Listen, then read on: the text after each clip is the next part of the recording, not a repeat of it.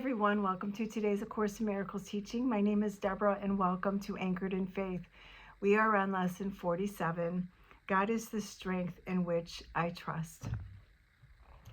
If you are trusting in your own strength, you have every reason to be apprehensive, anxious, and fearful.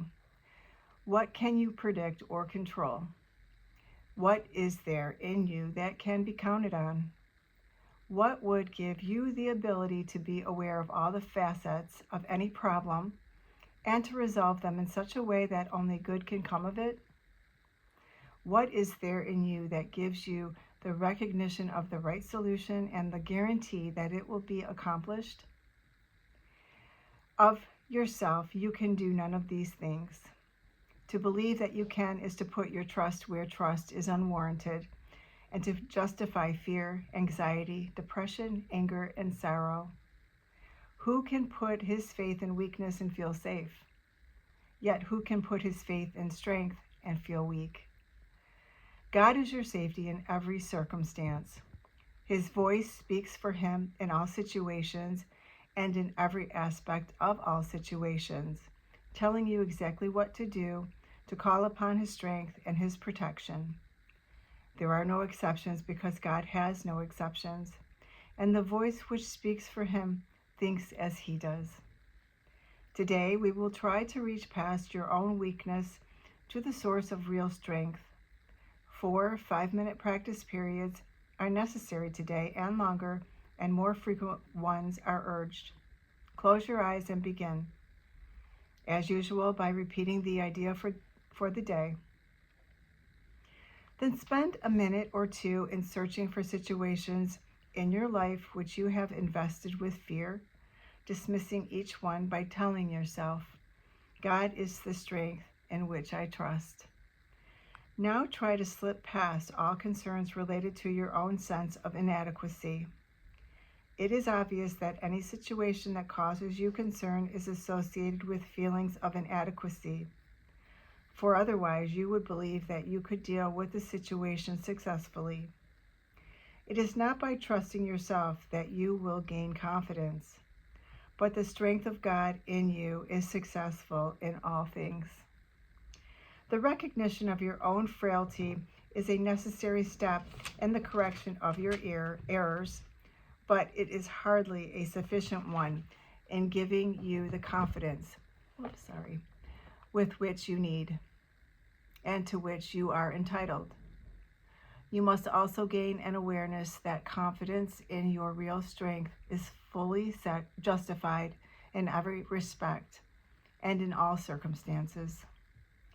In the latter phase of the practice period, try to reach down into your mind to a place of real safety.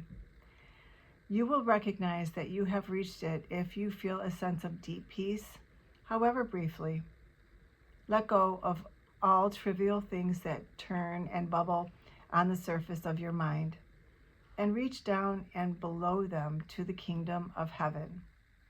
There is a place in you where there is perfect peace.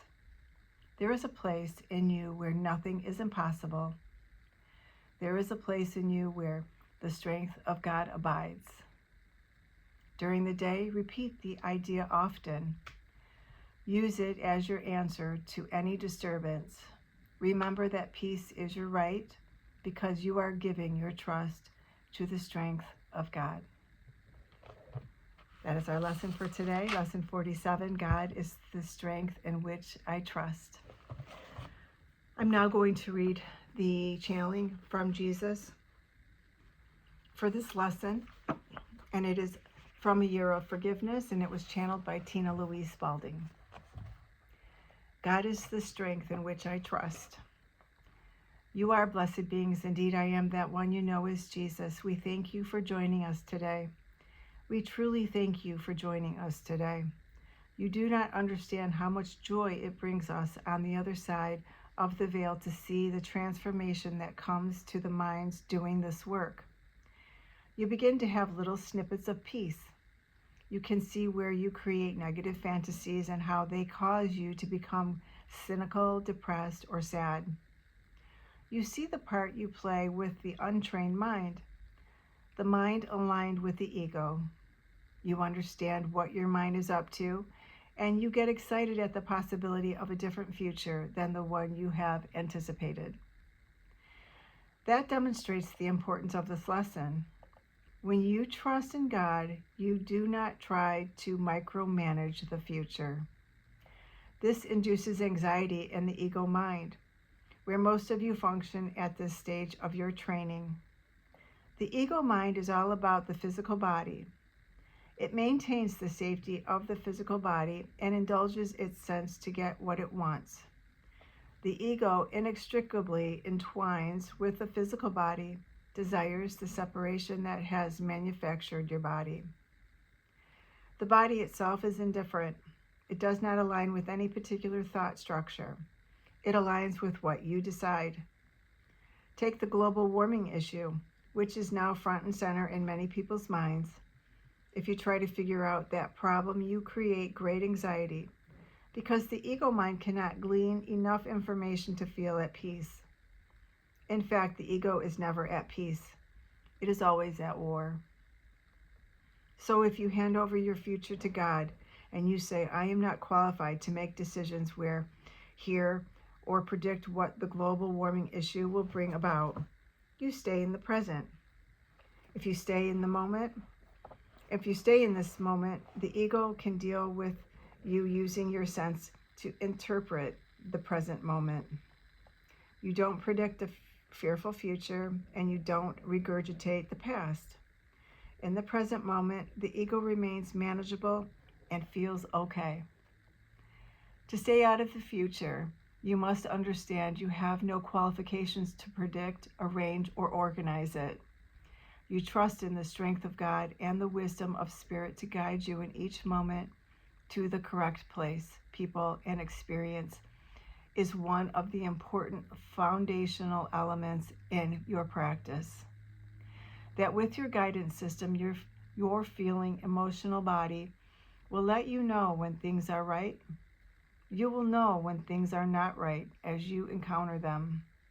You will not try to plan a concrete future using the ego mind, for that is what you use when you plan. Many of you do not like the idea of not planning, and that is okay. You are taught to plan and schedule your world. Your current reality depends on you showing up at certain times to do certain things. But remember, this is a training program. Things slowly shift as you shift your consciousness. You do not have to understand or believe in what you study right now. Just have the willingness to entertain these concepts and the idea of another way to guide your path through this incarnation. These lessons introduce those ideas to your mind, and your mind probably does not like them, but that's okay. You only have to participate in them for the several minutes each day. You can carry on with your normal life in the other 23 hours or so. I am that one you know as Jesus. You are in safe hands, you are guided and loved, and you will be shown what you need to do. We will speak to you again tomorrow. Thank you so much for being here, and I will see you tomorrow for Lesson 48. Have a beautiful day.